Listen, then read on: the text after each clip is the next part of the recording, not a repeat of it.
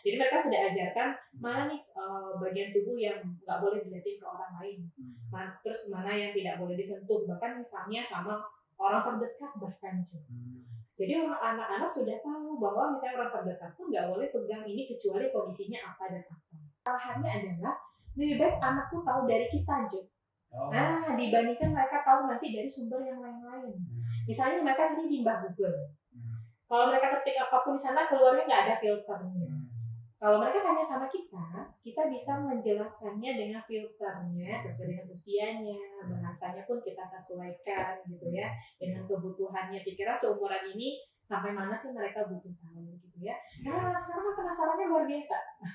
Rasa ingin tahunya tinggi gitu ya.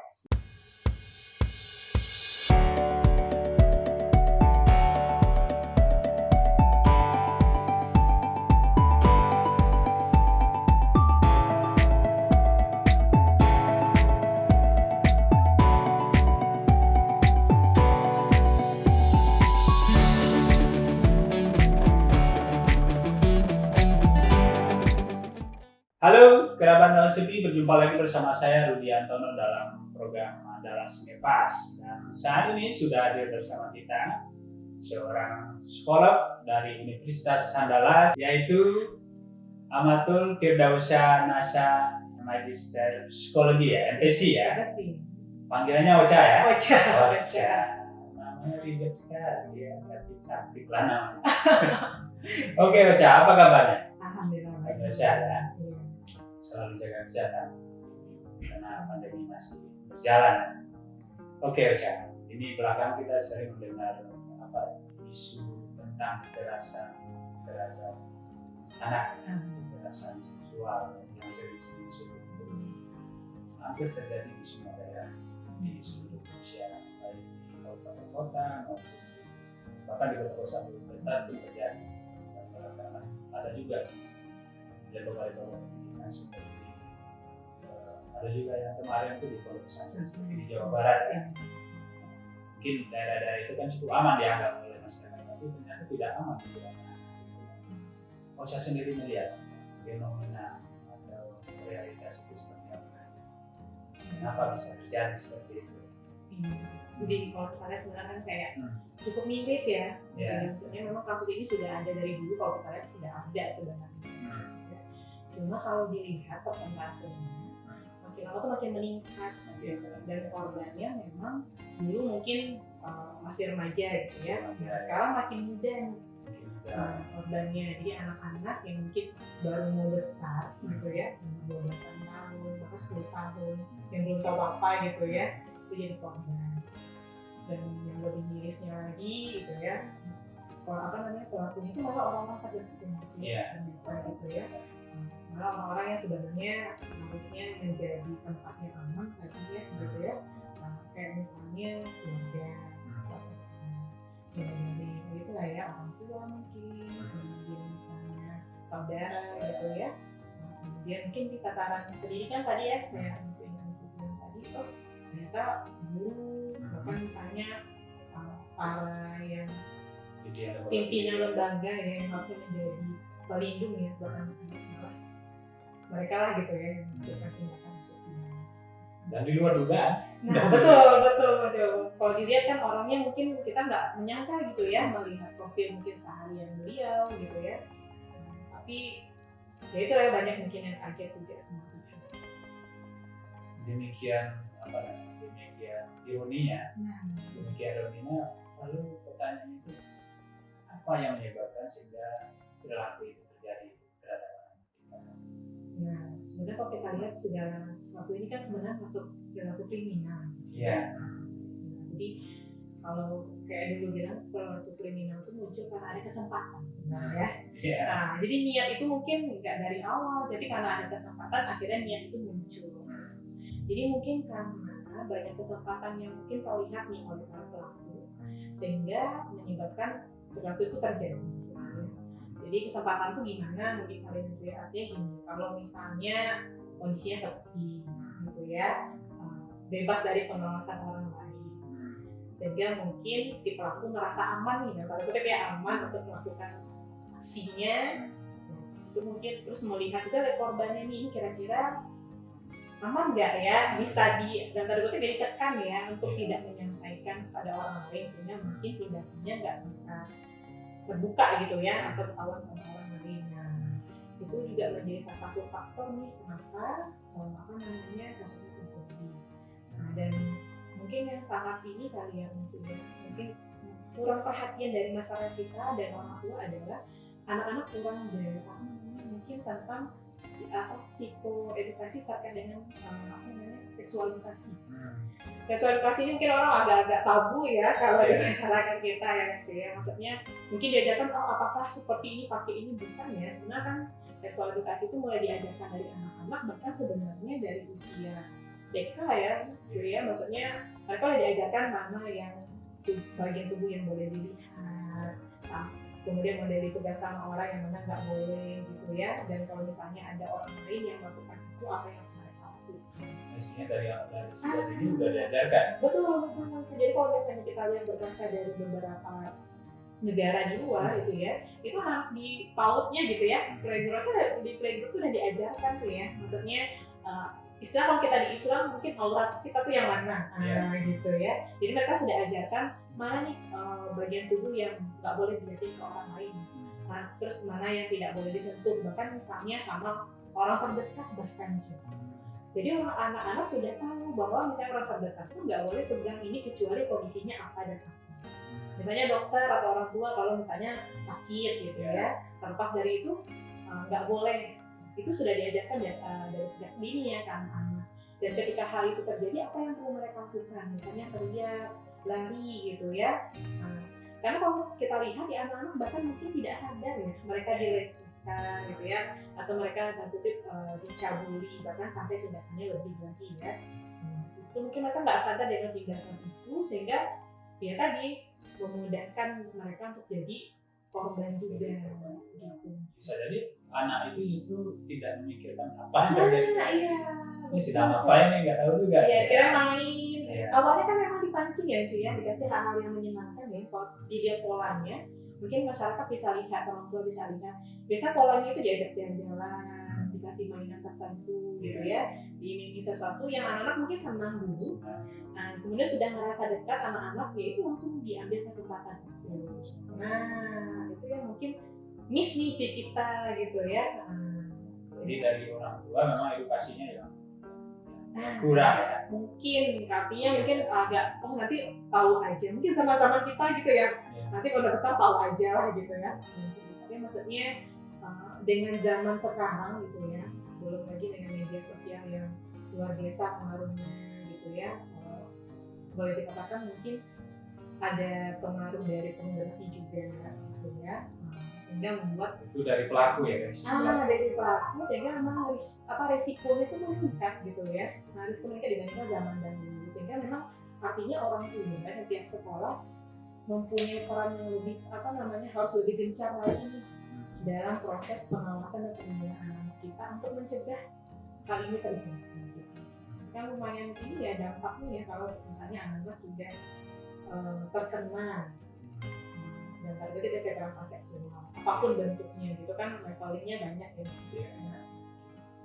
Oke. Tadi kan saya sebutkan tadi ada faktor peluang, dan faktor dari korban sendiri yang memang karena dia kecil dan kemungkinan ditekan dan tidak memberikan informasi kepada yang lain. Selain itu, apa sebetulnya yang mendorong pelaku untuk melakukan perbuatan? Kalau dilihat mungkin kalau kita lihat dari diri pelakunya kan macam-macam ya mungkin ya. Biasanya mungkin ada pengaruh dorongan ini juga ya secara biologis. Mungkin tadi kita lihat, mungkin kita nggak tahu kondisi di rumah seperti apa, tapi mungkin juga kita ada pengaruh hormonan juga nih. Sehingga kan kalau misalnya melihat, kalau sekarang kita ngomong ininya lanjut, kalau pornografi itu bisa dilihat di mana aja, buka media sosial ada tuh ya gitu ya. Dan mungkin buat beberapa orang itu hal yang membuat mereka penasaran. Jadi dilihat. Jadi nggak hanya anak-anak muda nih korbannya, boleh bilang bapak-bapak yang sudah berusia lebih lanjut jadi korban juga nih dari pornografi. Jadi sebenarnya mereka juga korban, yang akhirnya jadi pelaku ya, korban dari ganasnya pornografi, Ya. kemudian mereka ada dorongan tersebut tapi tidak bisa disalurkan gitu ya. Nah, itu yang mungkin kelihatan nih, makanya tadi ada kelihatan kesempatan, oh iya nih gitu ya, saya bisa gunakan. Dan mungkin ada juga mungkin perasaan apa ya, mungkin ada perasaan berkuasa juga. Kan kalau tadi kita bicara bahwa tatanannya misalnya terjadi di keluarga, oh saya nih siapanya anak ini, jadi ya hak saya ada nih. Nah, gitu ya, terlepas dari moral seperti apa, nilai agama seperti apa. Iya. Karena dia berkuasa, dia seenaknya aja. Iya, begitu. Gitu. Mungkin ada perasaannya seperti itu kalau kita lihat dari ininya ya. Termasuk di sekolah juga gitu. Oh saya punya leveling yang lebih tinggi nih, gitu ya. Sehingga saya kayaknya bisa melakukan hal tersebut. Sehingga ya tadi itu memperbesar dari kemungkinan si pelakunya mungkin melakukan perilaku asusila. Jadi cukup kompleks juga ya. Kompleks sebenarnya. Pelaku korban dari konten-konten yang tidak baik, lalu hilirisasinya itu korban untuk anak-anak gitu ya. Juga itu sendiri bahasanya kan, karena kita lihat prioritasnya yang bisa ini memang pornografi itu harus asuh. Kalau misalnya di lembaga pendidikan lah, apakah itu pesantren segala macam, bisa jadi anak-anaknya yang nggak lihat gitu. Tapi kalau yang berkuasanya yang melihat, itu ya kita korbannya justru anak-anak itu. Kira-kira dengan kondisi seperti itu dan apa yang harus dilakukan? Sebenarnya ini masalah kalau namanya kekerasan seksual ya, itu masalah bersama. Jadi bukan masalah keluarga yang jadi korban atau masalah keluarga pelaku gitu ya. Ini adalah masalah kita bersama. Termasuk masalah kita sendiri juga bersama untuk gitu ya. Artinya kita sebagai agen yang bisa mencegah hal ini terjadi gitu ya. Karena ini kan penyakit, bisa jadi penyakit masyarakat jika dibiarkan saja atau penanganannya tidak tepat gitu ya.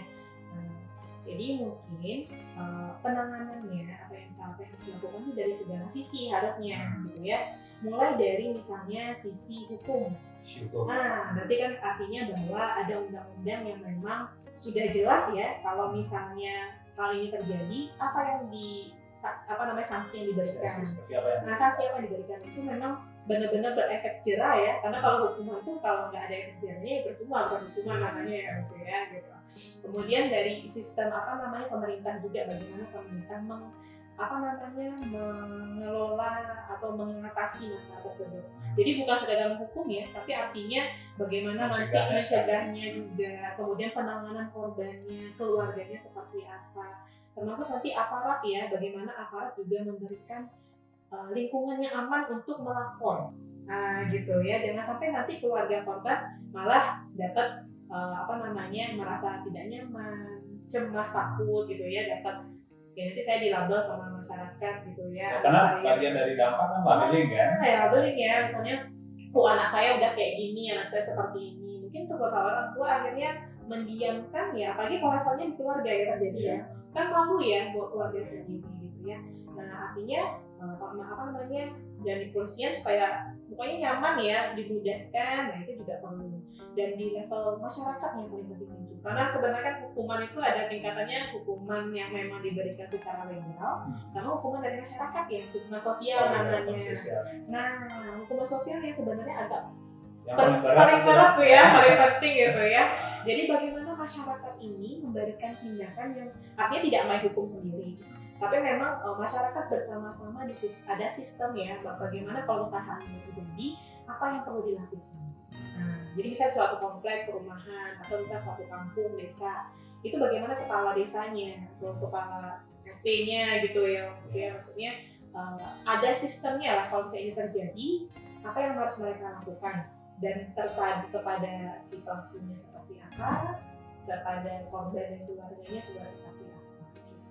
Dan pentingnya yang hal lainnya adalah memang pendampingan psikologis untuk keluarga ya, keluarga korban gitu ya, dan juga korbannya pasti anak-anak, supaya jangan hanya kita ngasih hukuman dan selesai, kan dampaknya panjang ya untuk anak-anak gitu ya.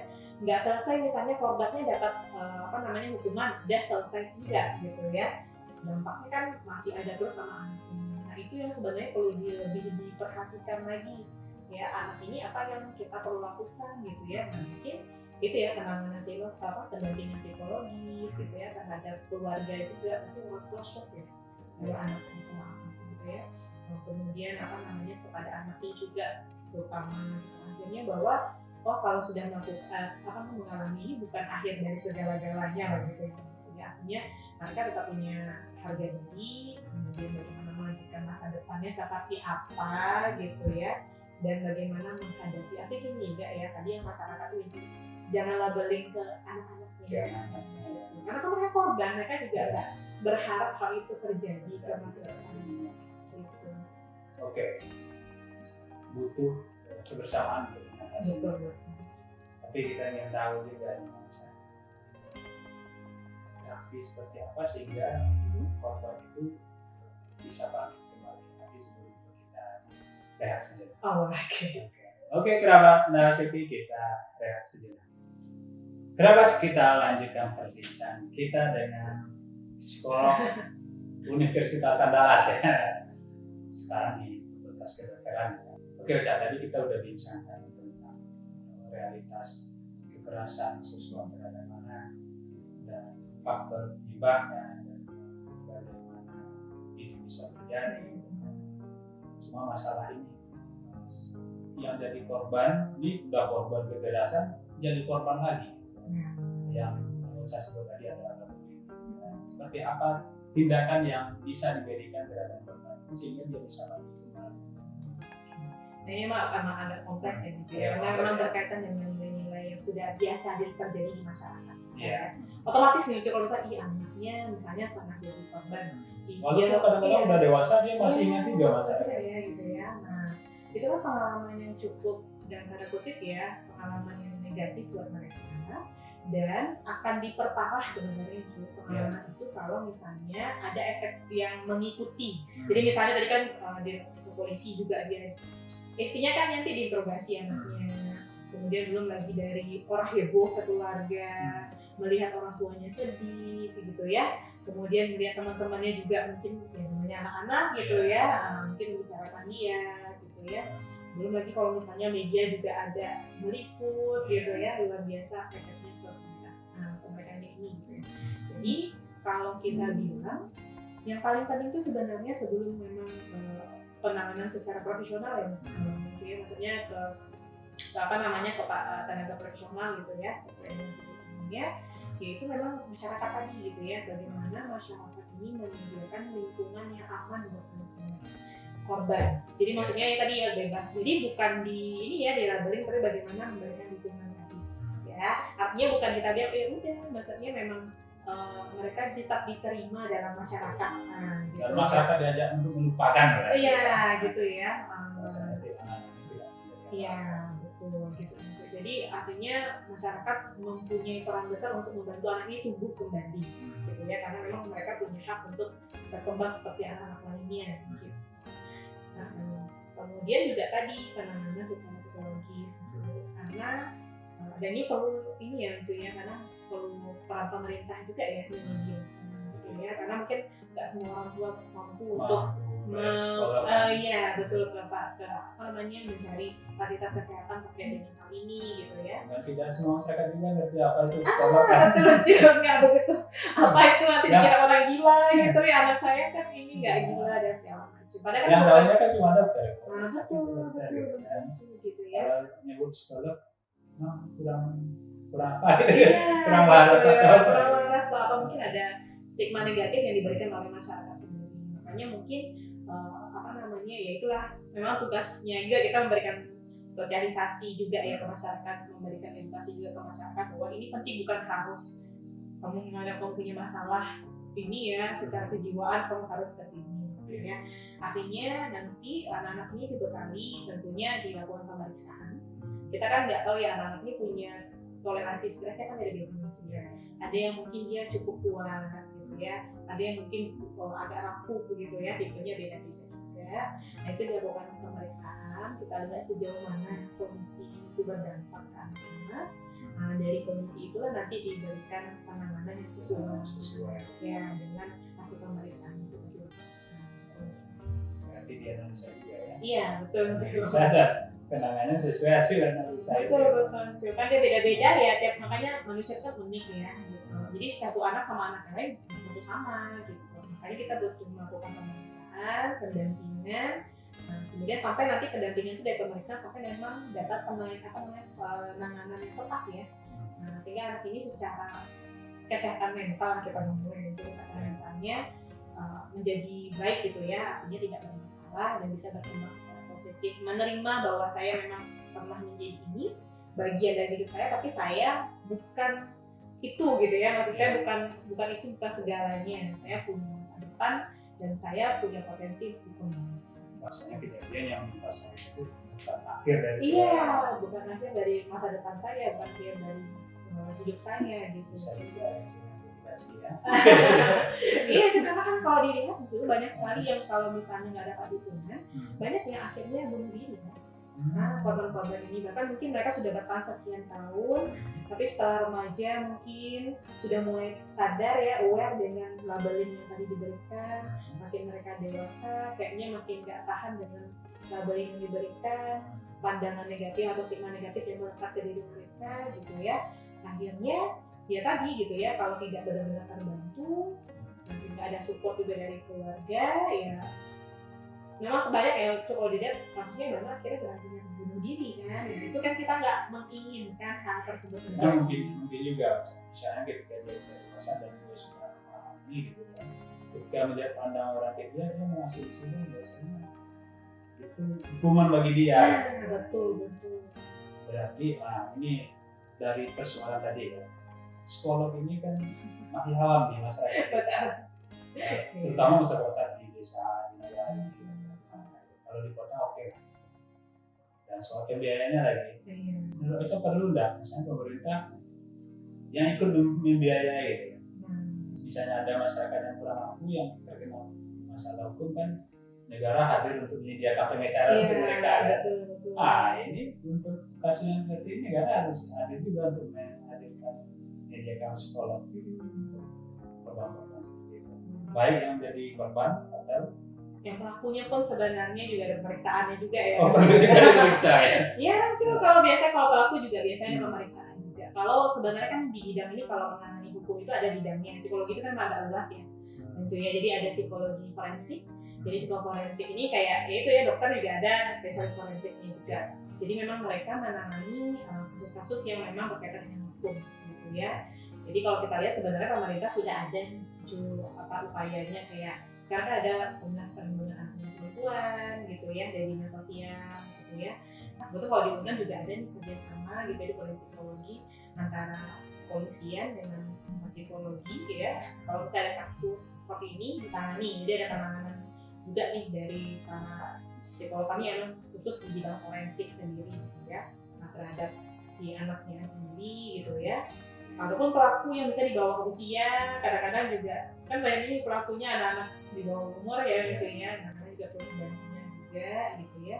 Sudah ada, walaupun memang karena kita masih ini ya maksudnya belum terlalu banyak, nah mungkin tidak belum menyeluruh ya. Nah, jadi memang daripada kalau kasusnya di Pasaman di bawah gitu ya, kalau kasusnya si Junjung, psikolognya harus kasih Junjung gitu ya. Itu memang keterbatasan SDM-nya juga jadinya mempengaruhi juga dalam penanganannya. Sudah ada tapi mungkin belum optimal aja dengan banyaknya kasus kayak sekarang gitu ya. Dan tadi kayak Ucu bilang, karena masyarakat belum terlalu kenal psikolog juga ya. Siapa itu psikolognya, stigmanya masih negatif juga ya. Nah gitu. Iya gitu, diapain gitu ya kalau ketemu ke psikolog, nanti kamu dikira itulah ya macam-macam, dan itu negatif gitu. Nah mungkin itu ini lagi kita berupaya juga bagaimana pemerintah aware gitu. Artinya paskes itu juga disediakan psikolog juga. Artinya kalau di Jogja itu udah ada masuk BPJS gitu, supaya terjangkau lah ya, tidak hanya ke kalangan tertentu yang bisa dapat fasilitas, tapi semua level masyarakat gitu ya, semua tingkat masyarakat dapat bantuan juga dengan. Nah ini mungkin lagi proses juga nih Bu, kemudian kalau misalnya pemerintah ada apa lah ya sudah mulai aware gitu ya dengan kondisi ini, ada realisasinya. Oke. Terakhir, Ocha, tadi kan bagaimana mengatasi tadi kan keluarga harus menggunakan minimal kesetara produksi cash flow yang sering disebut. Apa yang harus dilakukan keluarga selain mengedukasi secara kesehatan tadi supaya tidak terjadi? Jadi yang perlu dilakukan oleh orang tua adalah belajar berkomunikasi secara efektif. Masanya agak keren ya, dia berkomunikasi secara efektif terkait dengan seksual. Memang agak tabu ya buat orang tua. Agak kok anak umur gini ngomongin kayak gitu kayaknya gimana gitu ya intinya gitu ya. Tapi lagi justru malah jadinya pengen tahu gitu ya. Tapi sebenarnya kesalahannya adalah lebih baik anak tuh tahu dari kita aja. Nah, dibandingkan mereka tahu nanti dari sumber yang lain-lain. Misalnya mereka sini di Mbah Google. Kalau mereka ketik apapun di sana keluarnya nggak ada filternya. Kalau mereka tanya sama kita bisa menjelaskannya dengan filternya sesuai dengan usianya, bahasanya pun kita sesuaikan gitu ya dengan kebutuhannya. Pikiran seumuran ini sampai mana sih mereka butuhkan ya? Karena anak sekarang penasarannya luar biasa. Rasa ingin tahunya tinggi gitu ya. Justru orang tuanya kewalahan menjawab pertanyaan. Betul gitu kan. Jadi artinya memang keluarga harus bisa terbuka untuk bicara hal-hal yang seperti itu. Jadi bisa kalau anak-anak nanya, itu tuh maksudnya apa sih Ma? Itu maksudnya apa? Jangan kaget. Kamu tahu dari mana? Jadi kayak sinetron gitu ya. Jadi maksudnya kalau dijelaskan dengan tenang juga. Jadi orang anak pun nanti mereka terbiasa mengkomunikasikan apa yang mereka alami. Misalnya tadi kayak banyak anak-anak yang mungkin udah lama jadi korban tapi baru tercuatnya sekian tahun. Karena mungkin tadi nggak aware ya dan mungkin agak takut ngomong sama orang tua gitu. Padahal kalau misalnya komunikasi bagus kan. Karena dari awal dia yang nggak tahu juga. Betul gitu. Dan misalnya mereka pernah coba ngomong gitu, mungkin orang tua agak reaksi kok kamu ngomongnya yang hal-hal yang kayak gitu ya. Nah, reaksi orang tua kaget. Jadi anak-anak mungkin akhirnya jadinya tutup diri gitu. Nah, kalau kita sudah punya komunikasi yang terbuka sama anak-anak dari awal, anak-anak tuh apapun yang terjadi mereka akan ceritakan. Nah, gitu. Jadi orang tua berubah. Betul, gitu. Jadi nggak bisa kita pakai mindset kita kayak kita dibesarkan dulu gimana sama orang tua. Nanti udah gede tahu sendiri aja gitu ya. Sama anak sekarang tuh nggak sama. Karena kalau dulu kita nanyanya ya nggak ada Google gitu ya, terbatas gitu ya. Jadi nggak. Kalau anak sekarang tuh udah kayak sudah di tangan semua. Nah betul, semua ada di tangan gitu ya. Anak-anak tuh kadang-kadang mereka buka apa? Ada iklan lewat. Nah kalau kita nggak dari awal wanti-wanti sama anak-anak gitu ya. Iklannya juga beragam masalahnya. Nah itu makanya jadi kan mereka jadi keponya diklik gitu ya. Tapi kalau kita sudah kasih tahu sama anak-anak ini seperti apa dan itu nggak boleh, ada batasan-batasannya. Anak-anak juga lebih bisa menjaga diri mereka juga sebenarnya. Semoga apa yang kita bicarakan itu bermanfaat. Aduh amin, mudah-mudahan gitu ya. Yang penting tadi dari keluarga. Betul keluarga tuh jadi punya peran yang paling penting. Jadi kan keluarga yang menjalankan fungsi sebagai istri, termasuk fungsi edukasi, fungsi melindungi, fungsi ekonomi dan jiwa. Oke, terima kasih Ocha atas kehadirannya di Andalas TV. Semoga yang kita bincangkan bermanfaat. Oke, kerabat, demikian perbincangan kita dengan psikolog Universitas Andalas, Ahmad Firdausan Asha, Magister Psikologi. Semoga apa yang kita bincangkan bermanfaat dan sampai jumpa.